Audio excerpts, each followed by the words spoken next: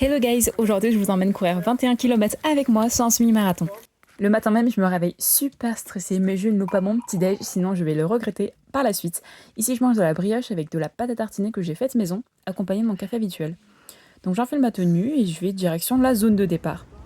D'ailleurs il faisait super froid durant l'attente pour déposer nos affaires. Voici mon pote Lucas et je lui demande son pronostic.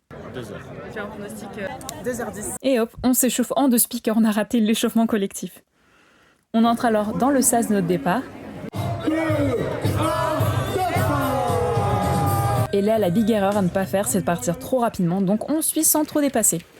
On arrive déjà au 4e kilomètre et on croise des bénévoles trop sympas. Il y a même des groupes de musique pour un peu ambiancer la course, c'était franchement incroyable.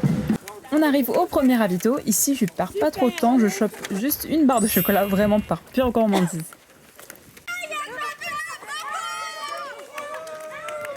7e kilomètre, on est bien, franchement, rien à signaler. J'adore courir habituellement dans le bois, donc c'est super.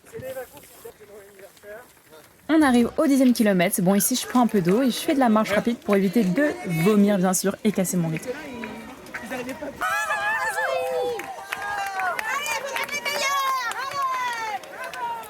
Ça faisait tellement plaisir, ces encouragements. 13e kilomètre, là, il n'y a plus rien qui va. Je vois un mec habillé en lapin et je perds un gel en cours de route.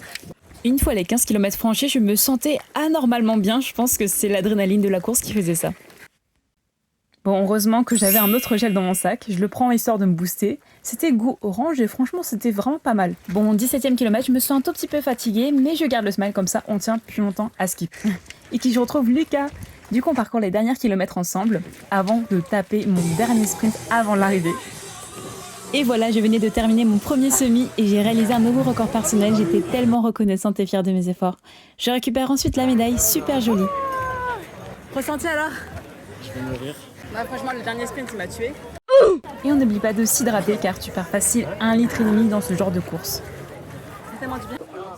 Et le meilleur moment, la nourriture. Même si j'ai pas réellement faim après la course, je mange quand même pour me régénérer. Bien évidemment, après la course, la transpi sèche sur ton visage et tu deviens tout sableux. Je vous remercie beaucoup d'avoir regardé la vidéo et je vous dis à la prochaine.